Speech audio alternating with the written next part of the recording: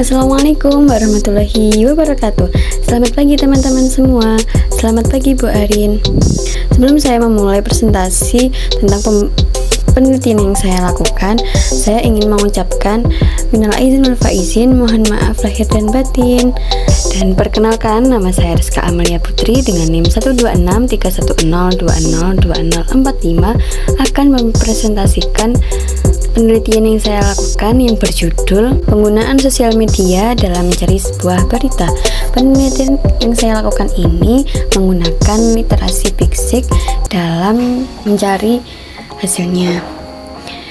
Langkah pertama dalam literasi Big Six yaitu text definition, yang kemudian dibagi menjadi dua subdivisi, yaitu define the problem dan identify the information requirement of the problem. Dan seperti yang saya jelaskan di paper yang saya buat, hal ini berawal dari sebuah pertanyaan dari seorang narasumber talk show yang ternyata juga dibahas dalam mata kuliah penerbitan dan distribusi informasi. Lantas kemudian saya tertarik untuk membahasnya lebih lanjut untuk saya jadikan bahan penelitian. Awalnya saya ingin membahas tentang pentingnya literasi digital, akan tetapi setelah saya telusuri kembali ternyata sudah banyak yang sadar akan hal ini dan mulai mempertimbangkan kembali awal masalah yang saya temukan dan berfokus pada dampak yang ditimbulkan sosial media.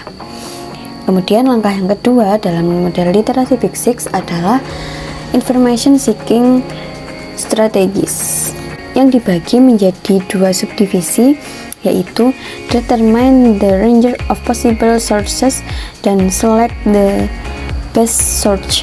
Untuk penelitian ini saya tidak menggunakan wawancara karena pemilihan masalah yang saya lakukan cukup sulit, jadi saya menggunakan penelitian data dan observasi menggunakan kuesioner secara kecil-kecilan.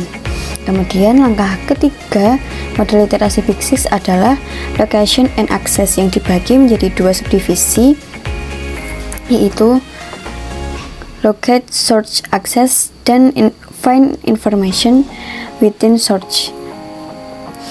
Dalam langkah yang ketiga ini saya menggunakan search engine, yaitu Google.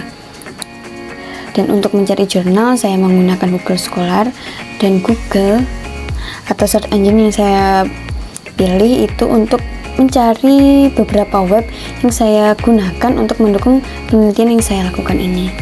Kemudian model literasi Big Six yang keempat yaitu use of information, yang dibagi menjadi dua, yaitu image yang ada empat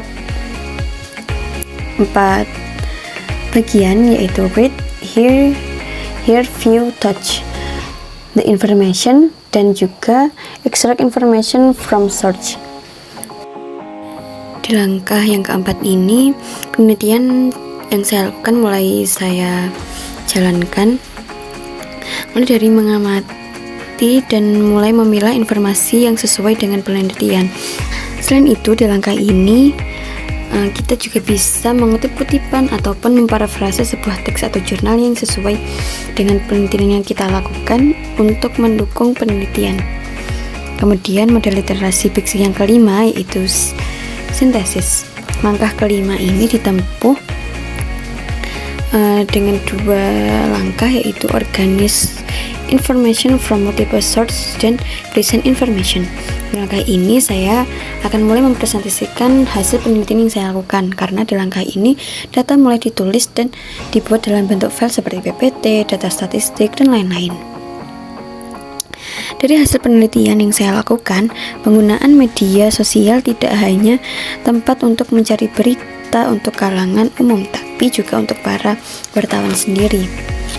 Dan setelah saya telusuri kembali, ternyata fenomena ini sudah terjadi sejak tahun 2015, tepatnya pada 10 Agustus 2015. Hal ini saya dapatkan dari laman Kominfo. Mengingat hal ini tentu memberi dampak yang cukup besar bagi kalangan orang-orang yang bekerja di bidang koran. Dan banyak sekali perubahan yang terjadi setelah koran mulai mendigitalisasi platform mereka agar tetap stabil. Dampak yang selanjutnya adalah kondisi media cetak pun juga turun cukup drastis, dan banyak media cetak yang harus gulung tikar karena tidak bisa mengikuti digitalisasi ini, ditambah biaya yang cukup mahal.